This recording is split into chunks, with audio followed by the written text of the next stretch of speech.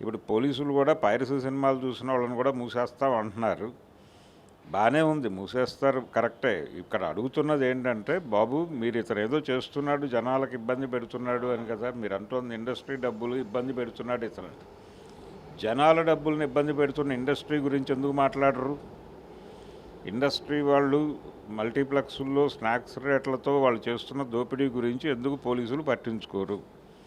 ఈయన్ని పట్టించుకున్నప్పుడు ఇమ్మంది రవి గురించి పట్టించుకున్న వాళ్ళు దాన్ని కూడా పట్టించుకుంటే అప్పుడు ప్రభుత్వం జెన్యూన్గా ఆలోచిస్తోంది అనుకుంటారు. రెండోది, మీరు ప్రైస్ హైక్ ఎందుకు ఇస్తున్నారు, ప్రీమియర్స్ ఎందుకు వేయమంటున్నారు అంటే 500 కోట్లు పెట్టుబడి పెడుతున్నాడు కాబట్టి మేము ప్రీమియర్స్కిను ప్రైస్ హైక్కి, టికెట్ల ప్రైస్ హైక్కి అనుమతిస్తున్నామని చెప్తున్నారు. 500 కోట్లు వాళ్ళు దీనికోసం పెట్టట్లేదు. 500 కోట్లు వాళ్ళు మార్కెట్ కోసం పెడుతున్నారు, పాన్ ఇండియా మార్కెట్ కోసం పెడుతున్నారు. అక్కడ నుంచి డబ్బులు వస్తాయి. మళ్ళీ మీరెందుకు ప్రైస్ హైక్ ఇవ్వాలి? పాన్ ఇండియా మార్కెట్కి సినిమా తీస్తున్న వాడిని ఎంకరేజ్ చేయాల్సిన అవసరం మీకేంటి? వాళ్ళ మార్కెట్ గ్యారంటీ ఉండే డబ్బులు పెట్టుకుంటున్నారు, మీరెందుకు వాళ్ళకి వెళ్ళి? దానికంటే జనాలకు ఏదైనా హెల్ప్ చేయండి.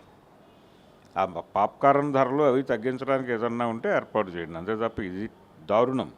అంటే మొత్తం అందరూ దోపిడీదారుల వైపు నిలబడి సాధారణ ప్రజల మీద దాడి చేస్తున్నట్టుగా తయారైంది పరిస్థితి. ఇది మారాలి. ఇంకా కొన్ని పైరసీ వెబ్సైట్లు ఉన్నాయి కదా, అవి కూడా క్లోజ్ అయ్యే అవకాశం ఉందా? క్లోజ్ ఏం కావండి, ఇంకో ప్లాట్ఫామ్ ఇంకో రూపంలో ఓపెన్ అవుతాయి.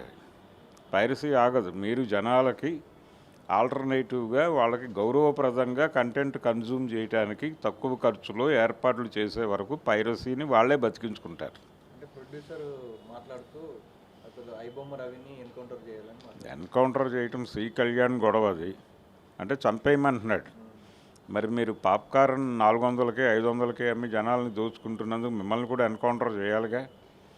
అందుకని ఇవన్నీ లూజ్ డైలాగ్స్ అండి, అనవసరంగా మాట్లాడాడు ఆయన. తప్పది. ముందు మీరు వైపు నుంచి జరుగుతున్న తప్పులు రెక్టిఫై చేసుకొని మీరు ప్రజలకు సంజాయిషి చెప్పి మీరు ఏం చేయాలో అది చేసుకోండి.